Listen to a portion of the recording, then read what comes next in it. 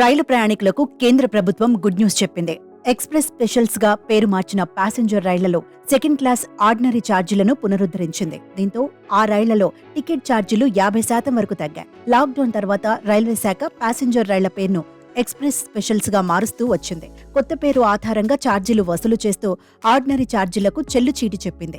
దీంతో కనీస టికెట్ ధర ఎక్స్ప్రెస్ రైళ్లకు సమానంగా 10 నుంచి 30 రూపాయలకు పెరిగింది. అదే రైలు అదే వేగం. కేవలం పేరు మార్చి రైల్వే శాఖ ప్రయాణికులపై, ముఖ్యంగా చిరు వ్యాపారులు, రోజువారీ కూలీలు, పేదలపై భారం వేయడంతో విమర్శలు వెల్లువెత్తాయి. ఈ నేపథ్యంలో సోమవారం రైల్వే బోర్డు సమీక్షా సమావేశం నిర్వహించి మంగళవారం అర్ధరాత్రి నుంచి పాత ఛార్జీలనే వసూలు చేయాలని కీలక నిర్ణయం తీసుకుంది.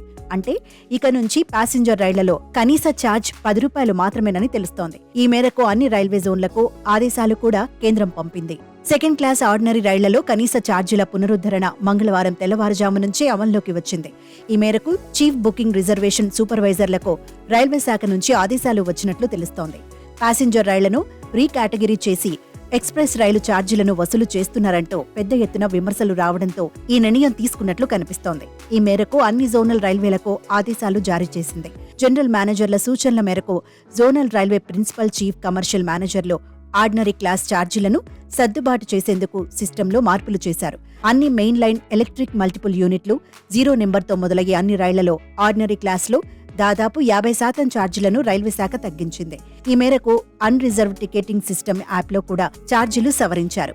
ఈ ఛార్జీ తగ్గింపు గతంలో ప్యాసింజర్ రైళ్లుగా ఉండి ఇప్పుడు ఎక్స్ప్రెస్ స్పెషల్ లేదా మెముగా నడుస్తున్న అన్ని రైళ్లకు వర్తిస్తుంది. కేంద్రం తీసుకున్న ఈ నిర్ణయంతో రైల్వే శాఖ ప్రయాణికులకు, ముఖ్యంగా చిరు వ్యాపారులు, రోజువారీ కూలీలు, పేదలకు భారీ ఊరట దక్కినట్లవుతుంది.